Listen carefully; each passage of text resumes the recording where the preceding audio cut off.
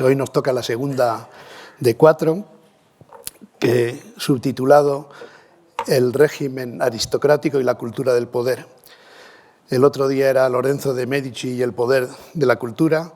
Hoy enlazaremos con él porque seguiremos viendo aspectos que tienen que ver con esa gestión de la cultura, con diversos usos.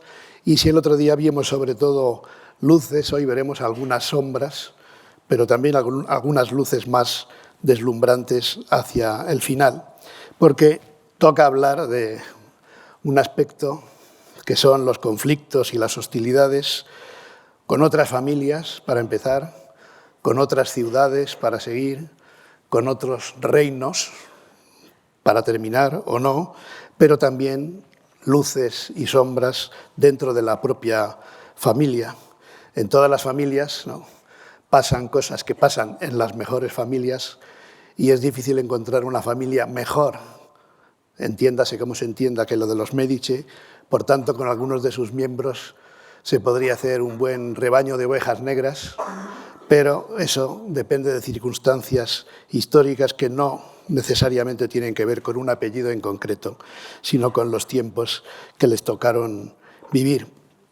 Y para quienes no estuviesen o no escuchasen el otro día, terminamos con estos versos, que son los versos más famosos de Lorenzo el Magnífico, no sus mejores versos, pero sí los más populares. Quanto è bella giovinezza che si fugge tuttavia, chi vuole ser lieto sia, di doman non c'è certezza. Qué hermosa es la juventud, que sin remedio se escapa, quien quiera gozar, que goce, no hay certeza en el mañana. Es uno de los tópicos literarios más viejos de la historia, por el Carpe Diem, por ejemplo, pero, aunque se trate de un tópico, es difícil encontrar un caso que lo represente mejor que el del propio Lorenzo de Medici. El mañana de los Medici, el mañana de Lorenzo y de su familia, fue a veces bastante oscuro, y hoy vamos a ver algunos de los conflictos que afrontaron y que casi siempre resolvieron, porque a veces caían de pie y otras veces no, o eran ellos mismos sus peores enemigos. Voy a hacer balance. El otro día vimos, digamos, son los grandes antecedentes, el bisabuelo, el abuelo y el padre de Lorenzo el Magnífico, y entenderemos hasta qué punto se produjeron esos conflictos si vemos la dimensión de las hostilidades que tuvieron que afrontar o que tuvieron que superar. El primero, Giovanni di Vici dei Medici, Dustin Hoffman, para quien haya visto la serie de los Medici. Yo solo vi un capítulo, pero en cualquier caso Dustin Hoffman. Ya dije que fue el que dio el gran salto económico, pero tuvo que afrontar, precisamente por ello, rivalidad con otras familias poderosas. Su familia venía del Mugello, de fuera de Florencia, pero ya había Medici en Florencia desde hacía también algún tiempo, y otras familias asentadas en la ciudad, como los Albizzi, sobre todo, que fueron los señores principales de Florencia, los más influyentes en estos primeros tiempos de la influencia de la dinastía de los Medici, y los Strozzi. Si han ido a Italia verán que todos estos apellidos, o prácticamente todos, que van a salir hoy, tienen calles, y calles importantes. El Borgo degli Albizzi, Viale Strozzi y otros iremos viendo también. Pues bien, tuvo choques con otras familias, pero esa oposición de las otras dinastías fue más o menos incruenta.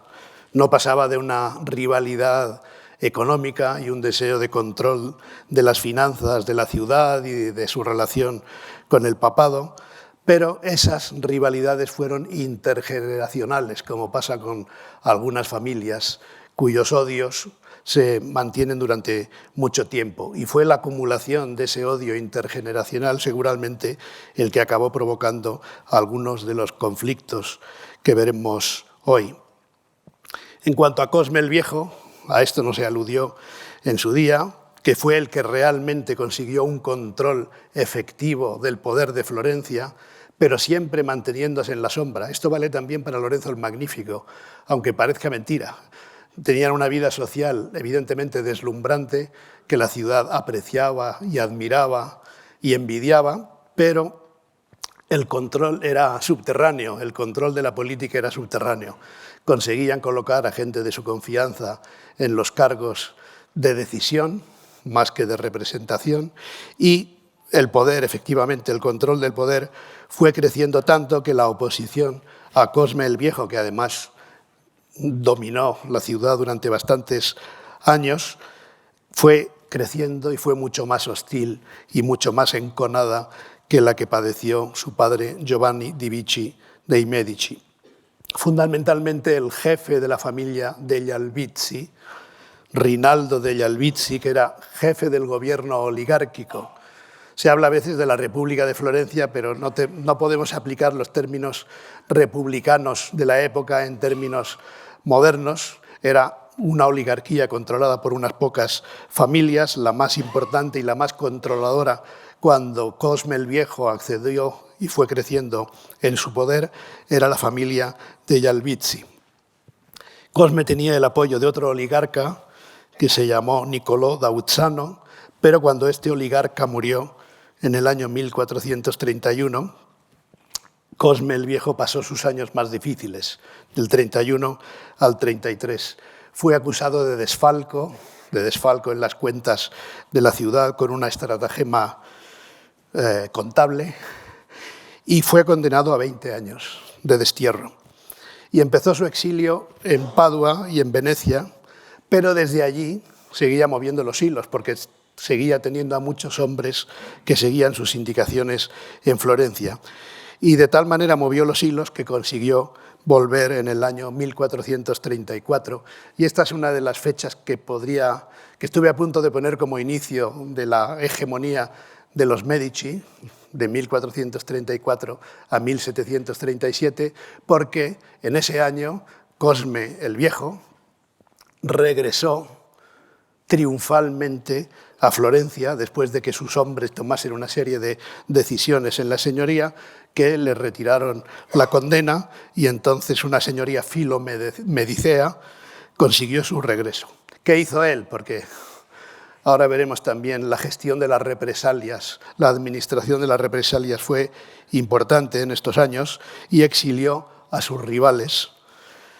Y a partir de ahí estuvo, como digo, prácticamente 30 años mandando en la sombra, pero se iban larvando los conflictos con otras familias, con otras ciudades. Estaba muy vivo el conflicto de Florencia con Milán contra Venecia y se consiguió un pacto muy importante, el pacto Milán-Venecia-Florencia, la Pace de Lodi se ha llamado alguna vez, la paz de Lodi, porque allí se firmó el acuerdo que estableció unas normas de convivencia por algún tiempo.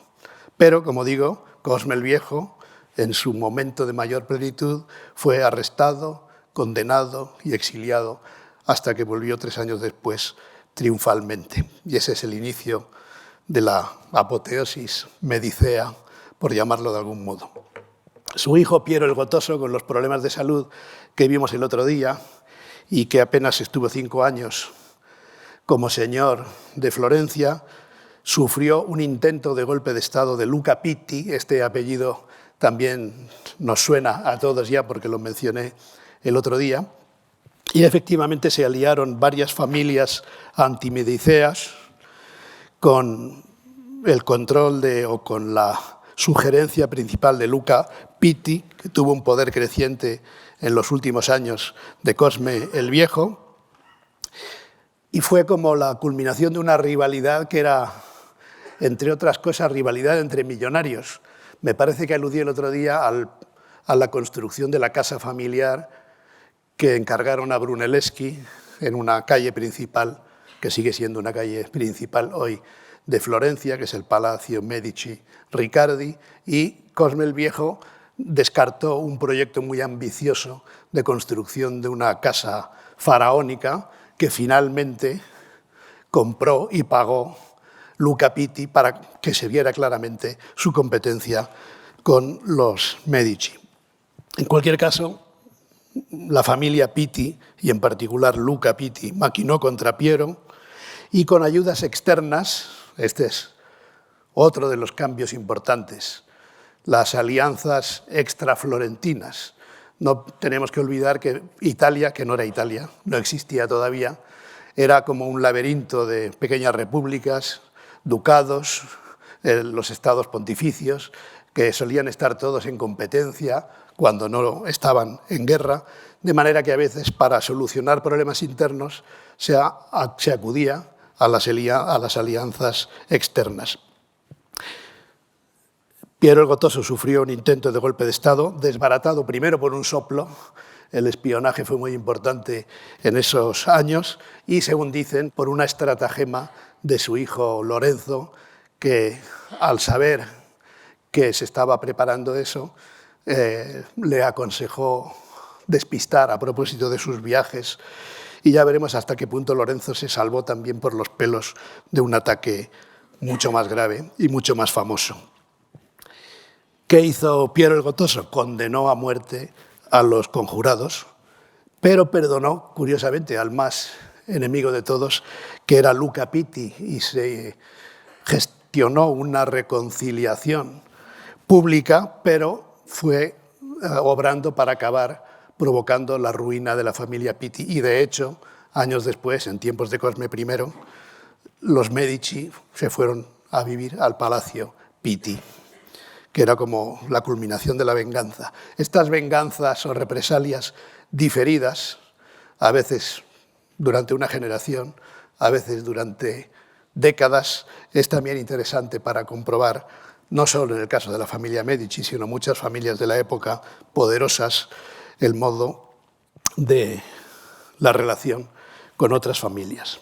Pero bueno, volvamos a la figura imponente de Lorenzo el Magnífico, de quien ya sabemos algunas cosas, sobre todo virtudes, alguna virtud más saldrá hoy, y conservamos muchos testimonios de la versatilidad de su talento y cómo consiguió un equilibrio extraño, milagroso, dicen algunos, una dualidad que resume Niccolò Machiavelli, o Nicolás Maquiavelo, resumió en esta frase de sus escritos florentinos: dos personas distintas, unidas con una unión casi imposible.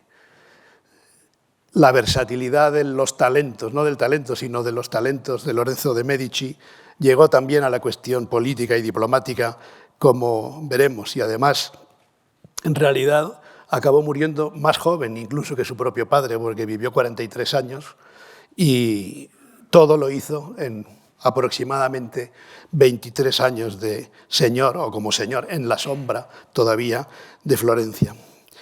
Y además de fomentar el arte, el humanismo y de volver al mundo clásico con un lema que veremos al final, fue un espléndido gestor económico y sobre todo un audaz diplomático. Parecen palabras opuestas, pero a veces la diplomacia exige también audacia, y este ha sido uno de los casos de la historia en que la diplomacia no es solo disimulación, sino que puede ser también audacia, como veremos.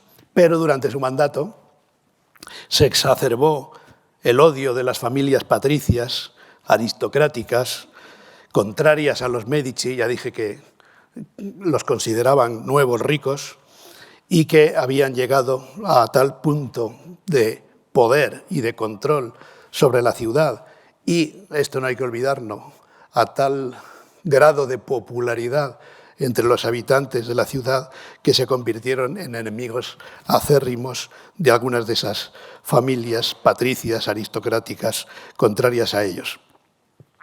Hay una frase muy inteligente que se le atribuye y que vale para muchos tiempos, y es que dice que a Firenze si può mal vivere ricco senza lo Stato. En Florencia no se puede vivir bien o se malvive, aun siendo rico, si no se controla el Estado. Esta unión de riqueza y control político la entendió él muy bien, y la cultura, en su caso, no era solo un instrumento, porque en su caso la cultura la usaba en muchos ámbitos y de manera positiva. Pero, evidentemente, la cultura era también un instrumento del poder. Con todo esto se fue larvando esa hostilidad que he dicho, y sufrió varios intentos de desestabilización a causa de la rivalidad, pero el intento más famoso de todos, por la importancia histórica y por la truculencia que tuvo en algunos de sus episodios, en los días en que se preparó, fue la llamada Conjura de los Pazzi. Aquí con los apellidos a veces uno se puede confundir, pero estos eran otros grandes enemigos de los Medici. Los Medici además vivían en el barrio de San Lorenzo, como hemos visto, que fue el barrio al que dieron promoción para empezar inmobiliaria personal y colectiva. Los Pazzi, en cambio, eran del barrio de Santa Croce, donde aún está ahí la capilla familiar. Y los Pazzi fueron urdiendo durante años un intento de magnicidio, podríamos decir, en términos quizá más modernos. Eran los grandes rivales de los Medici en los tiempos de Lorenzo el Magnífico, porque los enemigos iban cayendo y los Medici iban resistiendo. Algunas de estas familias que he dicho tuvieron su momento de gloria en la historia de Florencia, pero solo la familia Medici la tuvo durante siglos. Sería un error pensar que estas rivalidades eran de la índole, por ejemplo, de Capuletos y Montescos, ¿no? Que también es una expresión muy italiana, pero en cualquier caso tuvo consecuencias geopolíticas, tenía consecuencias geopolíticas también en relación con esa dimensión internacional o intergeográfica o como queramos llamarla, porque también tenía que ver con modos de gestión política distintos. Pues bien, aquí tienen, simplemente para entendernos, viendo algunos escudos, unos han salido más nítidos que otros, pero bueno, para que vean los preparadores de esta conjura de los Pazzi. Estos son los antecedentes y participantes principales, los enemigos principales, la familia Pazzi, que se valió de la ayuda del arzobispo Salviati, del Papa Sixto IV, con quien los Medici tenían roces desde hacía un tiempo, y con un sobrino del Papa Sixto IV, de apellido Riario, que tiene que ver también directa e indirectamente. Hay uno que fue muy malo y otro que fue muy bueno o inocente, pero todos acabaron pagando el pato del intento de asesinato. Y se reunieron durante mucho tiempo, prepararon durante meses esta conjura, contratando a un condottiero famoso en su tiempo, que se fue Giovan Battista di Montesecco, y al final recurriendo a unos cuantos sicarios de última hora, entre los que llama la atención la presencia de dos hombres de iglesia, Antonio Maffei y Stefano Bagnone, y luego Bernardo Bandini, el sicario más famoso por las razones que veremos. Por tanto, se fue gestando este intento de magnicidio, este atentado contra Lorenzo el Magnífico y contra Giuliano de Medici, su hermano. Querían aniquilar a los dos en un solo atentado. Y esas conversaciones de meses para urdir el complot tuvieron que ver con otras cosas. Por ejemplo, el Papa Sixto IV decidió quitarle la responsabilidad de las finanzas vaticanas a los Medici y se las dio a los Pazzi. Y además encontraron apoyos fuera del entorno familiar y alguno quizá también dentro del entorno familiar de los Medici. Y decidieron que el atentado sería el sábado 25 de abril del año 1478, porque inicialmente querían matar a los dos hermanos durante una comida de celebración en Fiesole, a la que supieron que Giuliano no iba a acudir porque estaba un poco enfermo y no acudió a esa comida. La cosa tiene su intríngulis porque los motivos de la celebración de esa comida y luego la misa del día siguiente era la elevación a cardenal de Rafael Riario, es decir, un miembro de la familia que preparó el complot. De manera que era, en cierto modo, para agasajar a Raffaele Riario. Lorenzo de Medici se presentó, Giuliano no se presentó y a última hora decidieron que el atentado sería durante la misa del domingo 26 de abril de 1478, con la participación, en principio, de esos sicarios a los que he mencionado antes. Al cambiar los planes, porque la idea era, en el momento de alzar la forma, esto me recuerda a un poema muy divertido de Quevedo contra Góngora, que dice alzar, no adiós, ¿no? Cuando se levanta la forma. Y que se puede decir también de las cartas, ¿no? Y lo que hacía Góngora era alzar, pero no la sagrada forma, sino alzar las cartas para sus apuestas. Pues bien, en el momento de la elevación de la forma era la señal convenida para atacar a Lorenzo y a Giuliano directamente. La misión era matar a Lorenzo y a su hermano Giuliano.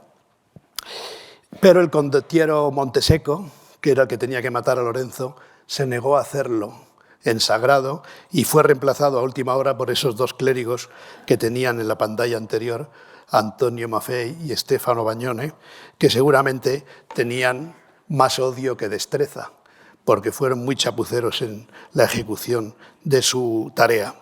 Y ahí tienen una descripción de Machiavelli, uno de los grandes testigos, no en el momento, sino de los grandes testigos de la historia de esos días y de esos años, junto a algunos cronistas que sí estuvieron ahí, amigos de Lorenzo el Magnífico, como Angelo Poliziano, y otros que historiaron ese momento o que narraron ese momento. Llegó la hora establecida y Bernardo Bandini, con un arma corta preparada al efecto, atravesó el pecho de Giuliano, que tras dar unos pocos pasos cayó en tierra y sobre el caído se abalanzó Francesco dei Pazzi, llenándolo de heridas, y con tanta saña lo hizo que él mismo se hirió de gravedad en una pierna. Por otra parte, Antonio Maffei y Stefano Bagnone, los dos clérigos captados a última hora, atacaron a Lorenzo, pero solamente consiguieron herirlo levemente en el cuello. Su esfuerzo fue vano, ya por torpeza, ya por el vigor de Lorenzo, que se defendió al verse atacado, ya por la ayuda de quienes lo acompañaban, entre ellos el escritor, el poeta Angelo Poliziano, del que hablamos el martes, y Lorenzo se refugió en el sagrario con los amigos que lo rodeaban. Bernardo Bandini, viendo a Giuliano muerto, mató también a Francesco Neri, que era un banquero muy amigo de los Medici. Ahí llama la atención que en el cadáver de Giuliano de Medici se contaron 19 puñaladas, que fueron casi todas de Francesco dei Pazzi. Y hoy los criminólogos dirían que más que una ejecución política parecía un crimen de odio, ¿no? Pero que también se parece bastante, aunque aquí no obraron tantos como en el caso de la muerte de César, y algo de eco histórico tiene también alguna de las crónicas que se escribieron sobre el tema. Bueno, eso, en este acto de pocos minutos y además medio fallido, porque solo mataron al pobre Giuliano, que era el más guapo de los dos hermanos y el más joven, y que no tenían, en principio no iba a tener la responsabilidad, no tenía la responsabilidad que su hermano Lorenzo el Magnífico ejercía. Otra cosa que llama mucho la atención fueron, ahí están muy resumidas, las represalias que vinieron el mismo día del atentado y en los días siguientes. Hubo ejecuciones oficiales y extraoficiales. Ninguna de ellas la ordenó Lorenzo el Magnífico, pero las toleró, digamos, pero él no tenía poder como para ordenarlas. Fue la señoría de Florencia y algunos encargados de la seguridad de la ciudad quienes tomaron esas decisiones de manera unilateral e inmediata. Hubo ejecuciones, como digo, oficiales y extraoficiales, decapitaciones, ahorcamientos, linchamientos, mutilaciones, y a veces estas cosas se acumularon en una misma persona o en un mismo cadáver. A veces cadáveres profanados. Ahora mencionaré un caso.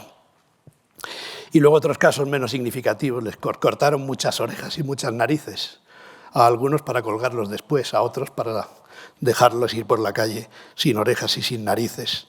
Y, según cuentan las crónicas, decenas de cadáveres, una veintena de ejecuciones inmediatas prácticamente, y decenas de cadáveres esparcidos por Florencia como consecuencia de la furia popular. Jacopo dei Pazzi huyó, pero fue capturado y ejecutado, y porque, entre otras cosas, no contó con el apoyo popular. Cuando salieron de ese intento tenían ejércitos a las puertas de Florencia y tenían supuestamente ayuda dentro de Florencia, pero nadie los apoyó al saber que Lorenzo el Magnífico se había librado de ese intento de asesinato, ¿no? Ahí tienen un poco el resumen de las cosas que pasaron. El grupo de Salviati, del arzobispo, detenido y pasado por las armas al instante. El arzobispo Salviati ahorcado, que no es ese señor de ahí del que enseguida hablaré. Ejecutados casi todos los Pazzi, varones o exiliados, como Guillermo, que era cuñado de Lorenzo, es que además estaban emparentadas las familias. Un Pazzi, Guillermo Pazzi, era cuñado de Lorenzo, se había casado con una hermana y se libró por eso, pero no se libró del exilio. Más de 80 asesinados por la furia popular, y luego un par de casos curiosos, digamos, ya que hablamos de sombras, pues el caso del cadáver de Jacopo dei Pazzi, que tiempo después de haber sido sepultado en Santa Croce, fue desenterrado, parece que por unos zagales, que se lo llevaron, lo tiraron al río, lo volvieron a sacar, lo pusieron en remojo, lo arrastraron por la ciudad y lo fueron, dice, martirizando post-mortem en una época en que seguramente tenían la glándula pituitaria menos sensible que nosotros, porque simplemente imaginar pasar durante días el cadáver putrefacto de un enemigo al que siguieron martirizando después, pero bueno, el otro día hablaba de barbarie medieval y estas cosas seguían pasando y desgraciadamente a veces siguen pasando en tiempos más modernos o más próximos a los nuestros. Es muy interesante también el caso de Bernardo Bandini, que fue el sicario que mató a Giuliano dei Medici y a ese pobre amigo de los Medici que se interpuso. Pues bien, el que mató a Giuliano, parece ser que con un simple corte en el cuello, fue Pazzi, el que se ensañó con el cadáver hasta darle esas 19 puñaladas, escapó y llegó a Constantinopla y fue ahorcado, fíjense, en diciembre de 1479. En cuanto el sultán, ¿no? Lo acabaron encontrando y el sultán lo primero que hizo, bueno, fue enviárselo a Lorenzo el Magnífico, entre otras cosas para estar en buenas relaciones, de manera que es un caso muy primitivo, entre comillas, de extradición, y Bernardo Bandini fue ahorcado en diciembre de 1479 en un acto al que asistió, un acto multitudinario, al que asistió como testigo privilegiado nada más y nada menos que Leonardo da Vinci, cuyo dibujito tienen ahí. Es un dibujo de Leonardo da Vinci que ahí no se distingue bien porque además está escrito con esa escritura inversa, invertida o especular que solía usar Leonardo da Vinci, pero se puede leer. Es una descripción de las prendas. Es interesante porque posiblemente Leonardo se apuntó qué prendas llevaba para hacer algo más adelante con ese dibujo, con ese apunte del natural, podríamos decir, si vale la expresión para esa escena de la ejecución de Bernardo Bandini 1 año y medio después del atentado. Dice Berretino, gorrito de fieltro o algo parecido, jubón de raso negro, una aljuba, que era una túnica oriental forrada, naturalmente lo pillaron en Constantinopla, iba medio disfrazado de oriental, y llevaba esa aljuba y medias negras y algo más, pone esta inscripción de un testigo de vista privilegiado como fue Leonardo da Vinci. Estas fueron las consecuencias inmediatas o relativamente inmediatas, pero después se provocó,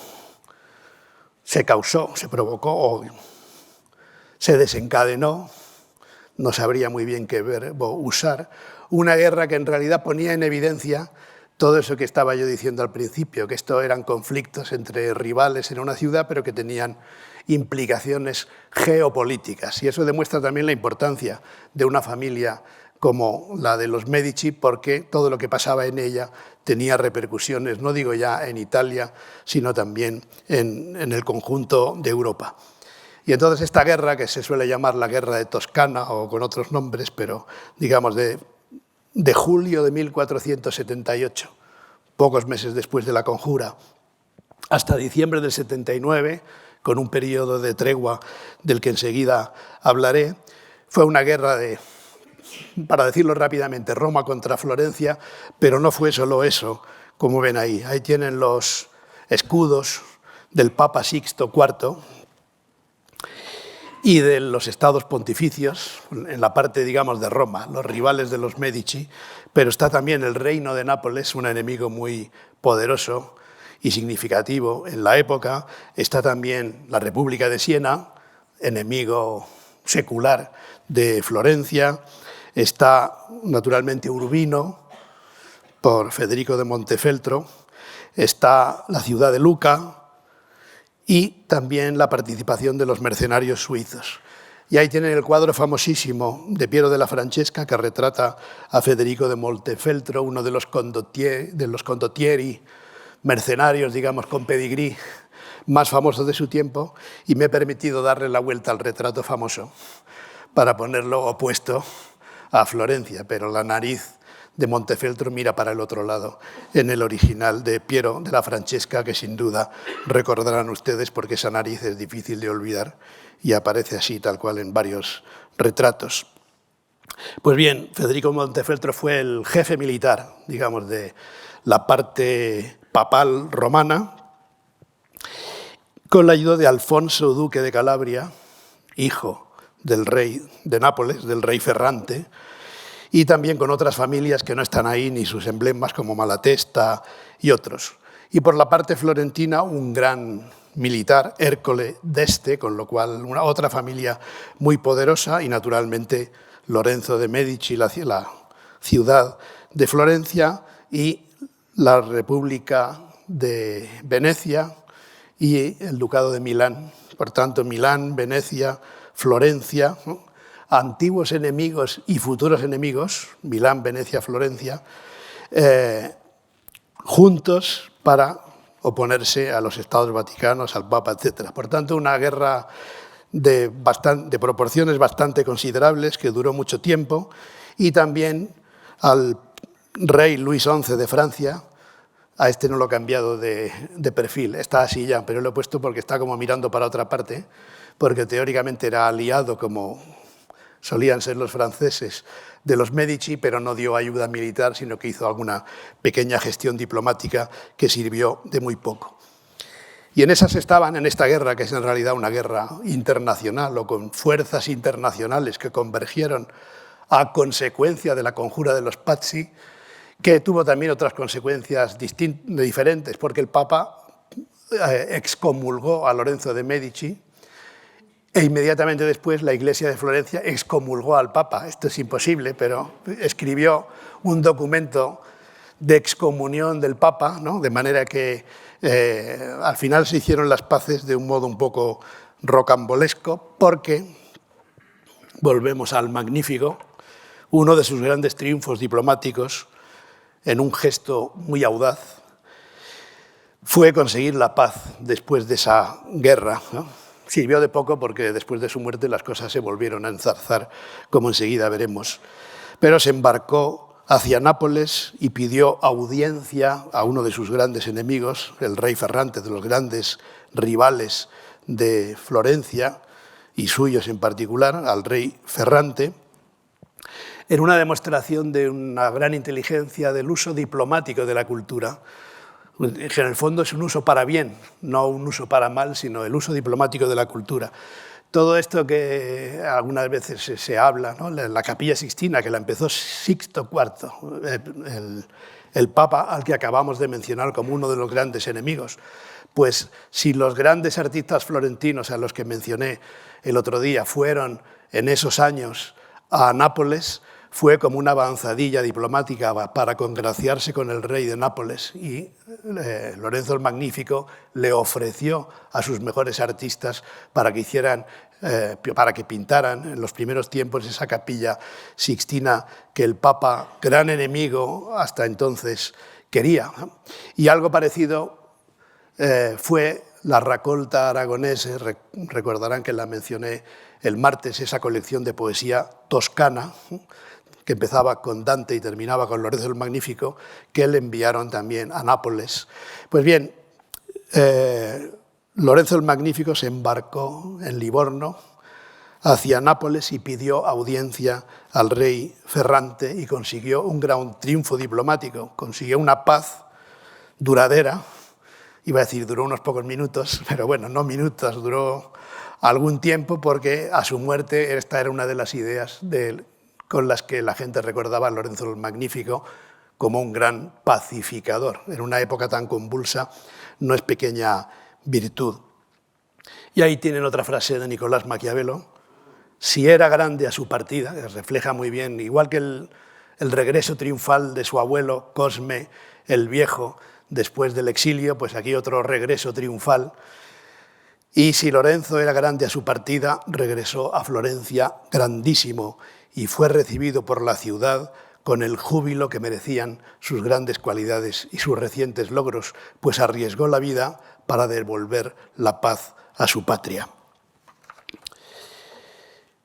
Bien, y llegaron, como a todo el mundo le ocurre, los últimos años de Lorenzo el Magnífico. Ahí tienen precisamente una máscara funeraria, en realidad es una copia basada en la máscara funeraria atribuida a Orsini Benintendi, con una inscripción que, a pesar de que se llama Benintendi, no se entiende muy bien, perdonen por la broma, pero en fin, me acabo de dar cuenta de eso, porque es una inscripción con las letras así amontonadas, pero, en fin, explica muy bien esta condición de pacificador, ¿no?, como padre de la paz de Florencia.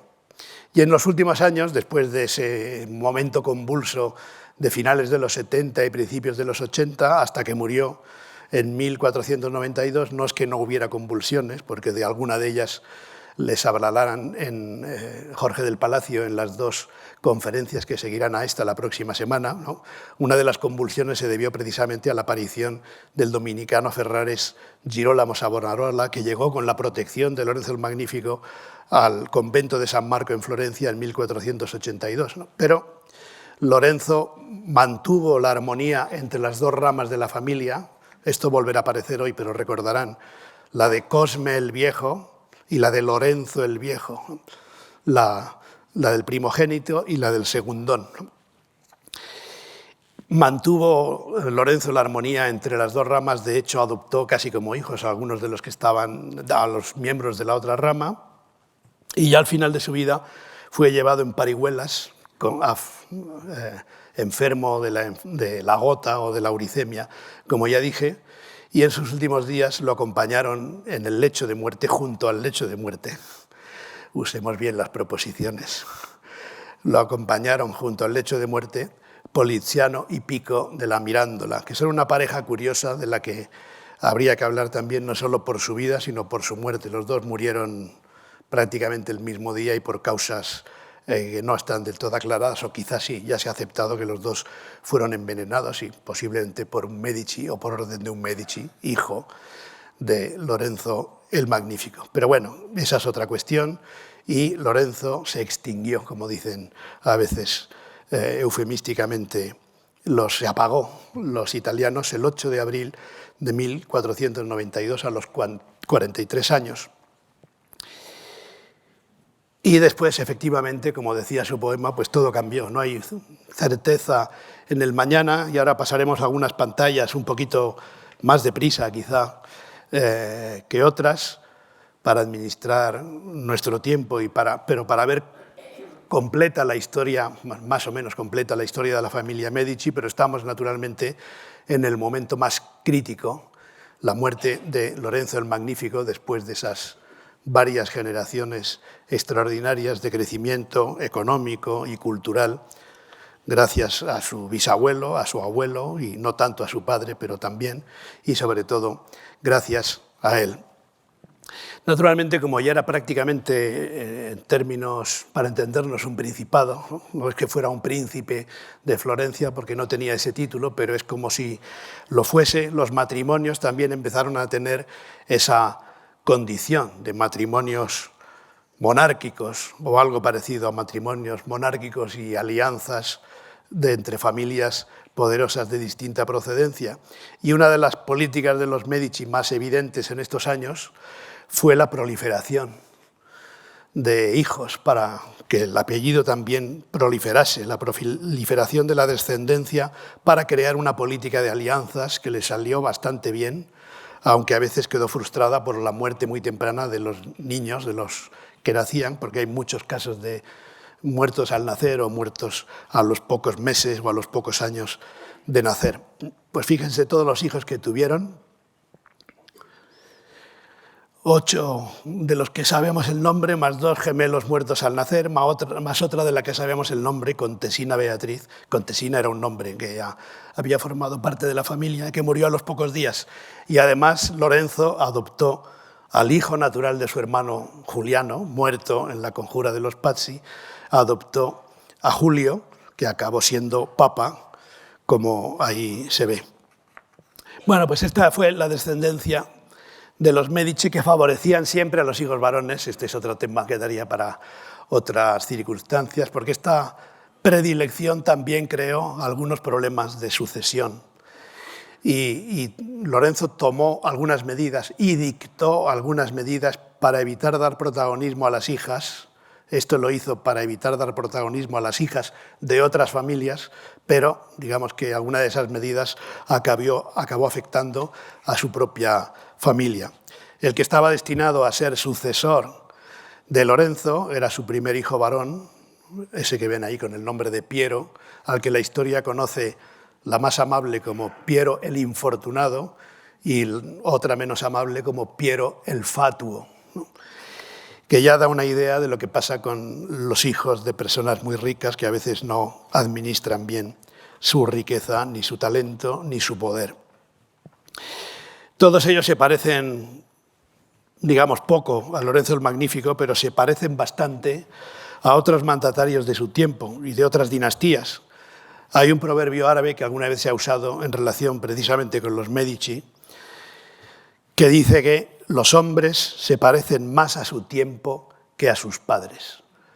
Y esto yo creo que es una de las claves que nos ayuda a entender la evolución de la familia Médici, que efectivamente acabaron pareciéndose más a su tiempo que a sus progenitores. Mira, aquí tienen 2 pantallas con 6 hombres y nombres, luego veremos otra con otros 6, pero es importante ver aquí de un solo vistazo para entender cómo en menos de 30 años, bueno, o en poco más de 30 años, bueno, en realidad menos de 30 años, porque estuvieron un tiempo expulsados de Florencia, pero todos estos mandatarios del linaje de los Médici, en 30 años hubo 6 herederos del poder mediceo, hijos, nietos o similar de Lorenzo el Magnífico, y ahí tienen los principales de esta época en que pasó de ser nominalmente una república a acabar siendo efectivamente un principado. Y el primero de los Médici que sucedió a su padre Lorenzo fue, como he dicho, Piero el Fatuo,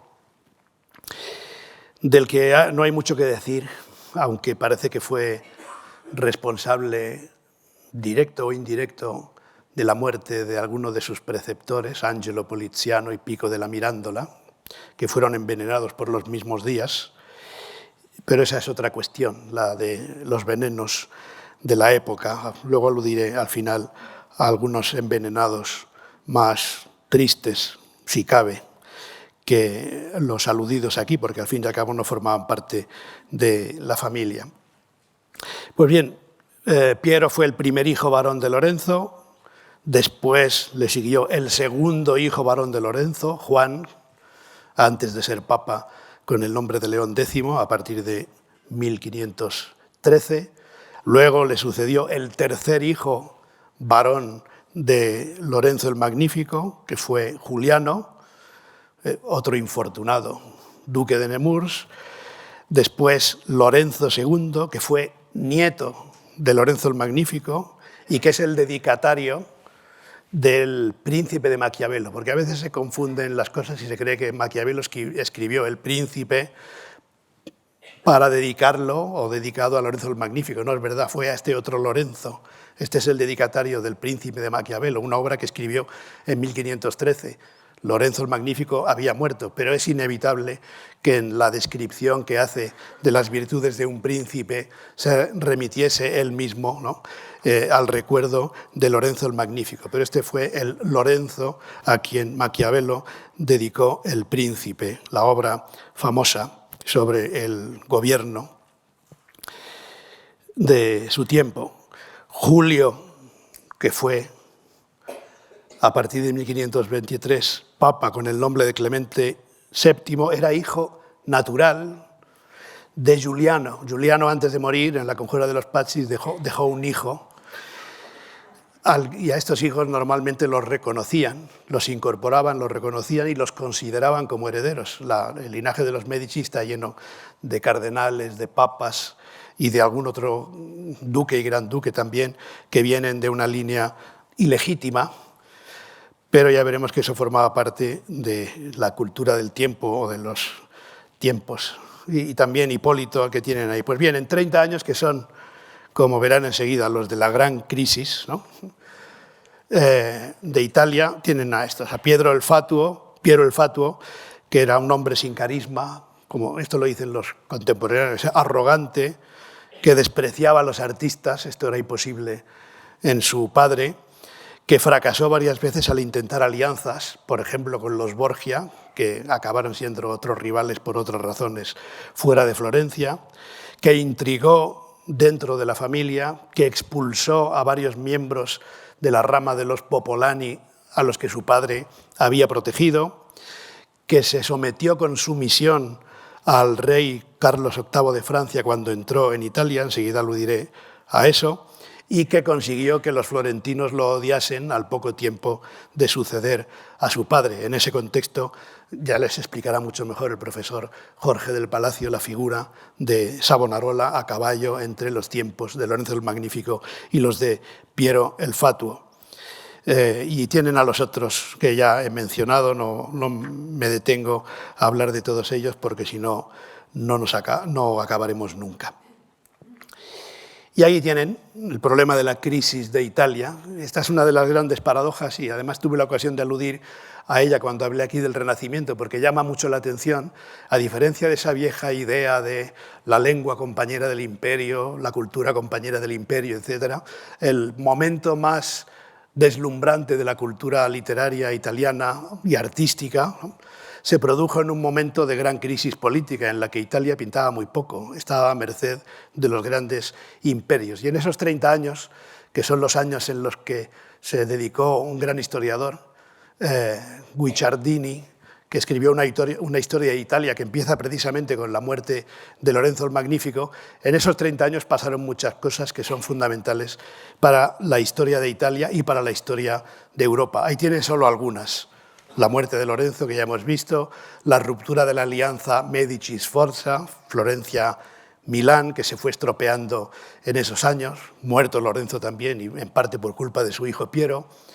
Luego la entrada de las tropas del rey de Francia, Carlos VIII. Teóricamente tenía que ser un paseo militar, simplemente un paso, más o menos al que le dejaron pasar, pero aprovechó para dominar una buena parte de la Toscana, para incitar algunas guerras que se produjeron después y que culminaron con la expulsión de los Medici de la ciudad. Los Medici fueron expulsados de Florencia en 1494, después fueron volviendo paulatinamente, pero otro hecho fundamental, que ya he dicho que les hablarán de ello la semana que viene, la muerte en la hoguera de Savonarola, con la restauración de unos pocos años de la República, y luego pues, los Medici proliferaron también por la vía arzobispal y papal gracias a León X y Clemente VII, la batalla de Pavía, que supuso, digamos, la derrota principal de las tropas de Francisco I de Francia y el inicio del dominio español en la península italiana, el saco de Roma, que fue el ápice de la hostilidad de la fuerza imperial con el Papa, y finalmente, ese 1530, el Papa Clemente VII, un Medici, coronó emperador a Carlos V. Este fue un proceso corto pero importante, de ducado a gran ducado. Ya dije que Florencia pasó de república a monarquía absolutista. La transformación se produjo sobre todo a raíz de la muerte de Lorenzo el Magnífico y todo lo que vino después. Ahí tienen los dos primeros duques del ducado de Florencia, es decir, centrado en la propia ciudad por concesión papal. Pero también aquí hay algunas sombras. Este Lorenzino o Lorenzaccio, los amigos lo llaman Lorenzino porque era uno de los pequeños y los enemigos Lorenzaccio por lo que hizo, fue uno de la rama popolana que asesinó al primer duque de Florencia, que fue Alejandro el Moro, que también tendría tiempo en otra ocasión para una historia aparte de estos personajes, pero nos interesan hoy como piezas de una historia muy extensa que no se puede resumir en poco tiempo. Y ahí es donde la rama popolana, la de los popolani, acabó tomando también el poder porque se extinguieron, digamos, los que venían directamente o indirectamente de la rama de Lorenzo el Magnífico y entonces emergieron con toda su personalidad y su valor también dos miembros de la rama popolana, con el enlace de este Juan de las Bandas Negras, uno de los condottieri también más famosos de su tiempo. Fíjense ahí retratado más con un aspecto militar, como su hijo Cosme I, que fue el segundo duque de Florencia y el primer gran duque de la Toscana, y en él me detengo muy pocos minutos. Aquí tenemos, para ver un poco la culminación de todo esto, Cosme I, primer duque de Florencia y de gran duque de Toscana, que estuvo 37 años en el poder. Tuvo muchos hijos con Leonor de Toledo, pero muchos se le murieron también. Pero aquí he puesto esta pantalla para que de un vistazo se vea lo que habían conseguido los Medici y lo que acabarían consiguiendo, que fue emparentarse con todos esos apellidos ilustres de la ciudad, Acciaioli, Bardi, Cavalcanti, d'Este, o de fuera de la ciudad, de la Rovere, Farnese, Gonzaga, Montefeltro, Orsini, Pazzi, Ridolfi, Rucellai, Salviati, Sforza, etcétera, etcétera, pero también con linajes nobles europeos y con países, ¿no? Y ahí tienen el reinado de Cosme, digamos reinado, no hay otra forma de definirlo, Cosme I, que siguió siendo un buen mecenas, como Lorenzo del Arte, como Lorenzo el Magnífico, y a él se le deben algunas de las grandes obras de la ciudad, como las galerías de Uffizi, la ampliación del Palacio Pitti, los jardines de Boboli, todos esos lugares por los que algunos hemos paseado, por lo menos en el recuerdo o en el deseo, alguna vez en la vida.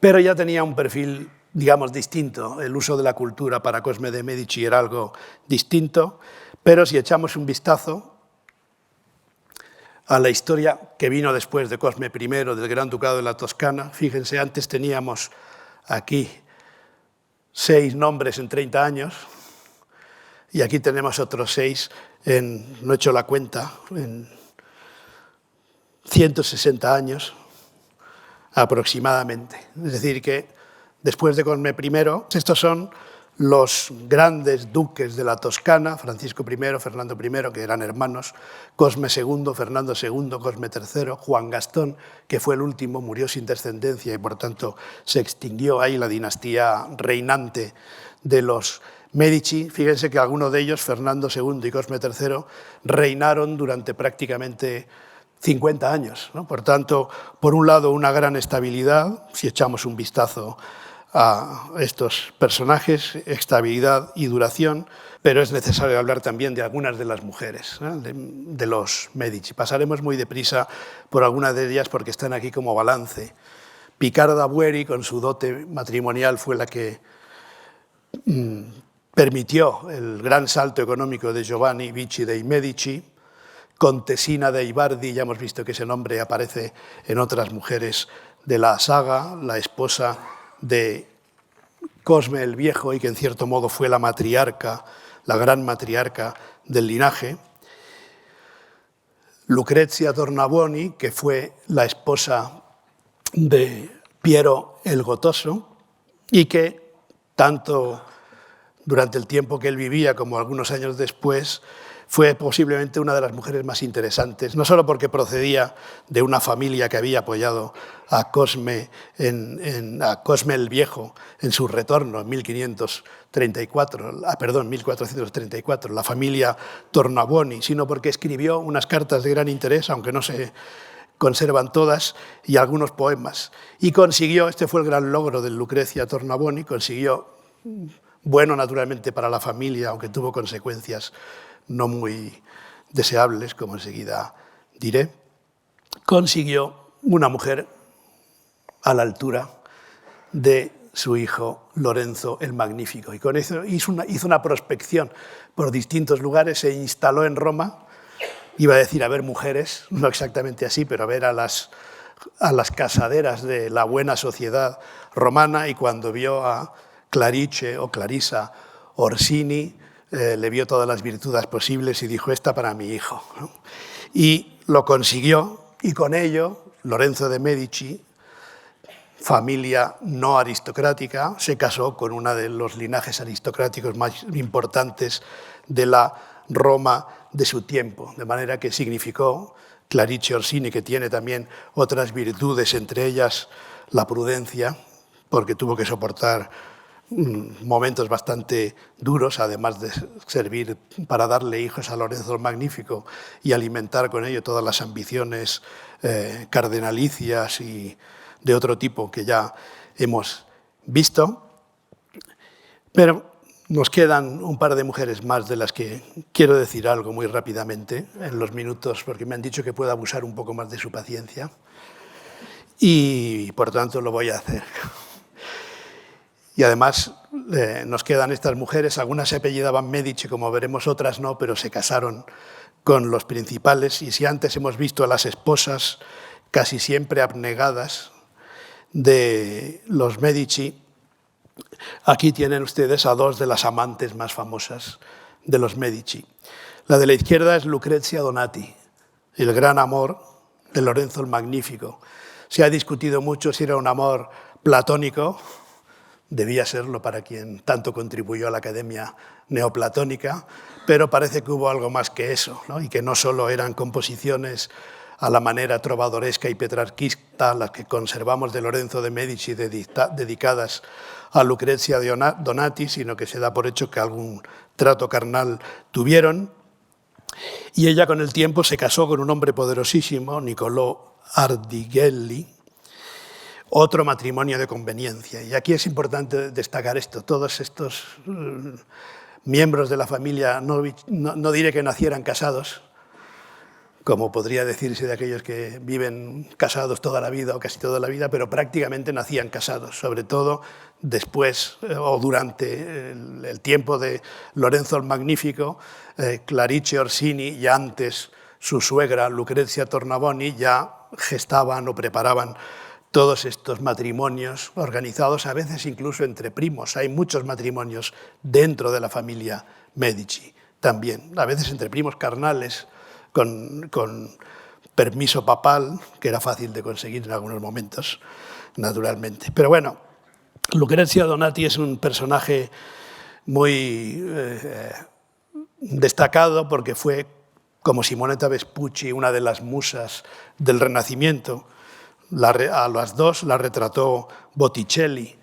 Quizá la primera, Lucrezia Donati, la esculpió además el Verrocchio. Y Lorenzo de Medici a Lucrecia escribió una poesía, un poema que se titula Corinto, en el que habla de manera más o menos clara de su amor por Lucrezia Donati. Además hay textos de amigos, ya dije el otro día que era una época muy carnavalesca, nunca mejor dicho, porque ese concepto forma parte de una de las obras principales de Lorenzo Magnífico. Sabemos detalles aquí incluso bastante escabrosos, como de, en fin, lo bien dotado que estaba el marido Niccolò Ardighelli, a raíz de unas fiestas en las que Lorenzo no hizo precisamente una figura muy bella, no quedó muy bien, porque todo esto lo sabemos gracias a las fiestas que se organizaban. Fíjense, los mejores poemas de Lorenzo el Magnífico en alabanza de Lucrezia Donati los escribió para las fiestas de su matrimonio con Clarice Orsini, porque los casaron, no los casaron en persona, sino que se casaron a distancia y unos meses después, en 1469, cuando Lorenzo entró a gobernar Florencia, se hicieron esos torneos. Por tanto, gracias a las fiestas que les dedicaron teóricamente a sus esposas, pero se veía claramente que no era a ellas, sino a sus amantes, en la Giostra de Lorenzo, escrita por Luigi Pulci, un poeta al que hemos mencionado aquí, tenemos algunos detalles sobre ese amor. ¿Y qué decir de Simonetta Vespucci? Todos la hemos visto en El nacimiento de Venus y en otras obras de Botticelli. Fue el gran amor de Giuliano, que ya sabemos que murió de manera trágica. Pero los Medici dieron también algunas reinas a Francia. Por lo menos estas dos. Ya dije que lo de por lo menos se podría matizar, porque en el caso de los papas hay alguno más emparentado con los Medici. Y en el caso de las reinas, pues ya fuese de manera directa o indirecta, acabaron emparentándose pues, con reyes españoles o con reyes napolitanos o con otras dinastías monárquicas. Aquí tienen a las dos principales, a las dos mujeres de apellido Medici que tuvieron más poder. Catalina, que fue reina de Francia y durante unos años ejerció como tal, le tocó una época muy conflictiva, era bisnieta de Lorenzo el Magnífico y ocasionalmente, además, tomó decisiones anti-florentinas como reina de Francia y fue a la que, digamos, a algunas de cuyas decisiones, pero no se pueden atribuir de manera directa en estos casos, la que tuvo que dominar de algún modo la crisis de los hugonotes, los protestantes calvinistas de Francia, que acabó con la matanza de San Bartolomé en 1572. Y a la derecha tienen a otra reina de Francia, María de Medici, esposa de Enrique IV. Estamos a mediados del siglo XVI o buena parte del siglo XVI.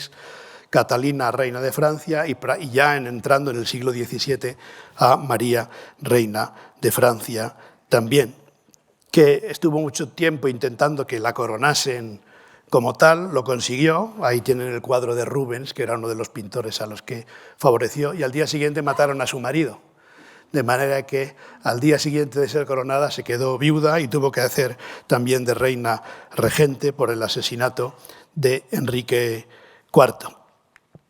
Y llegando ya al final, porque unos minutos merece esta mujer y algunas otras, están, digamos, estas muertes trágicas en el entorno de la familia, no ya por odios interfamiliares, sino muertes trágicas en el entorno de la familia. Y algunas de ellas tienen que ver, vuelvo atrás un momentito, con estos dos hermanos del Gran Ducado de la Toscana, hijos de Cosme I, que reinó mucho tiempo y de una manera, digamos, bastante estable, y luego le sucedieron Francisco I y Fernando I, que eran hermanos y se odiaban fraternalmente, ¿no? De hecho, puede que de ese odio fraternal salieran algunas de las muertes a las que aludiré para terminar, ¿no? Hay una mujer muy famosa que no es esta, Bianca Cappello, alguna vez habrán oído ese nombre, que fue amante y favorita de Francisco I, el hijo primogénito de Cosme de Medici, y que la tuvo como amante durante mucho tiempo y cuando enviudó se casó con ella. Naturalmente esto creó un problema con las herencias y odios internos, y el hermano Fernando, cardenal por su lado, ¿no? Pero un cardenal disipado y con una vida de joven soltero en la Roma de su tiempo, con amores y amoríos, ¿no?